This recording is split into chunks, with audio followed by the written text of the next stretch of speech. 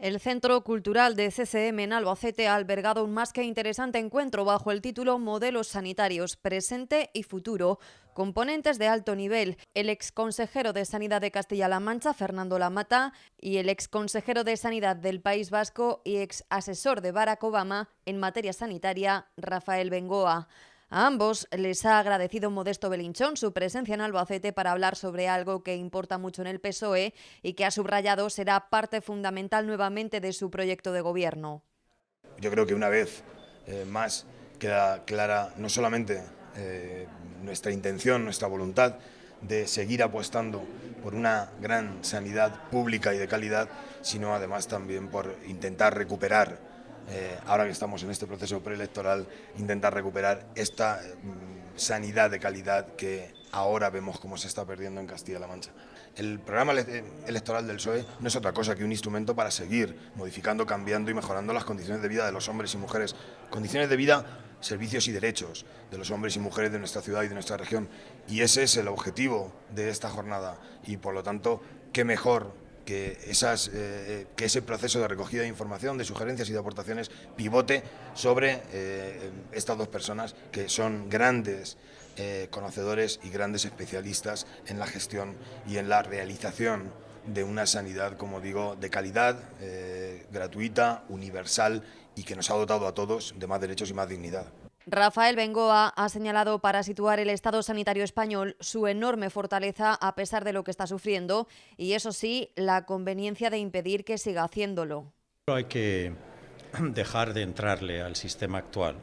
Hay que evitar que siga marchándose profesionales de la salud, que en España están muy bien formados, y empezar a intentar recuperar un poco el tono, porque obviamente habrá un momento de punto de no retorno. El sistema está aguantando muy bien, de todas formas. Es extraordinariamente resiliente para las cosas que le han venido encima en esta crisis. De cara al futuro, ha señalado que no basta solo con volver a lo anterior, sino que hay que hacer una gran transformación porque, de lo contrario, siempre tendremos que contener el gasto. ¿Qué quiere decir eso? Pues que casi nos condenamos a tener que recortar en farmacia, en servicios, etcétera, si no empezamos a tener a los pacientes allí donde tienen que estar. En estos momentos, muchos pacientes que están en nuestros hospitales en toda España están ahí porque no se ha hecho algo para prevenir que estuvieran ahí, que creemos que ahora se puede perfectamente prevenir, y tampoco tenemos una buena salida y suficiente salida a los servicios sociales. Entonces, eso nos sale muy caro y sabemos cómo evitar esa situación. Y para evitar esa situación hay que hacer una transformación. Sabemos hacerla, tenemos el arsenal de gestión, el arsenal clínico y los profesionales para hacerlo, pero no lo está haciendo casi nadie. Y sí se está haciendo en algunos otros países y en algunas comunidades autónomas, y yo creo que ya toca hacerlo en toda España. ¿Qué complejidad tiene y de cuánto tiempo estaríamos hablando ese proceso de recuperar el tono al que se refería Bengoa? Cuando uno ha tenido una crisis económica y indirectamente se ha creado una crisis social, es probable que una crisis social con copagos, con recortes, etcétera, se tarde bastante más tiempo en recuperar que la crisis económica. La crisis económica, pues parece que están empezando a aparecer algunas cosas. Ahora, lo que no han previsto, y yo no he visto todavía ningún plan en el gobierno nacional que diga, y así vamos a recuperar la crisis social que se ha creado. Es decir, yo sí oigo mucho decir, y así estamos recuperando la crisis económica, pero la crisis social no. Y la crisis social es real, se siente en la calle, y obviamente eso va a tardar bastante más. Pero sobre todo va a tardar mucho si simplemente se espera que se recupere sin intervenciones sociales, simplemente recuperando la economía. Eso es insuficiente. Tienes que hacer cosas en educación, sanidad y bienestar social explícitamente para hacer una recuperación del sector social y la sociedad de bienestar. Tal y como ha explicado con datos, es fundamental que esa transformación pase por cuestiones como la telemedicina, la teleasistencia y la potenciación de la atención primaria. El 91% de las muertes en España ya se deben a enfermedades crónicas. Diabetes, enfermedades respiratorias crónicas, enfermedades cardíacas, hipertensión, etc. Es decir, casi todos nosotros nos morimos por algo que tiene que ver con las enfermedades crónicas. El sistema que hemos ido construyendo en los últimos años todos es un sistema que no atiende bien a los enfermos crónicos, le gusta rescatar, es un sistema que si te rompes algo, si tienes un infarto, tienes un accidente, te rescata muy bien.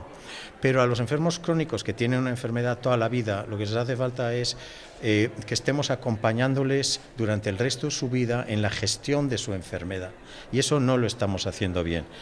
¿Qué instrumentos tenemos para hacer eso bien? Pues para hacer muchísimas más cosas en casa con telemedicina, telecuidados, etcétera, hacer muchísimo más en atención primaria y muchísimo menos en hospitales. Por lo tanto, en aquellas comunidades autónomas donde se está hiperconstruyendo hospitales y haciendo un alarde de la parte de mortero y ladrillo, pues no se va en la buena dirección. En cambio, allí donde se está invirtiendo en cómo atender mejor a la gente en casa, que es donde queremos estar todos, y más en atención primaria, esas comunidades van a ir mucho mejor. Un análisis con el que ha coincidido plenamente quien fuera consejero de Sanidad de Castilla-La Mancha durante muchos años en los que Castilla-La Mancha comenzó a conquistar muchas cuestiones en el ámbito sanitario. Fernando Lamata ha manifestado que la sociedad sanitaria está mal herida en este momento en España y en Castilla-La Mancha. 3 son las heridas que yo veo. Uno, la disminución de la cobertura. Hay personas que antes tenían derecho y ahora no tienen, 1 millón de personas en España. Hay también una disminución de recursos de profesionales, ya se ha dicho. En España hay un recorte de más de 10.000 millones de euros en financiación sanitaria.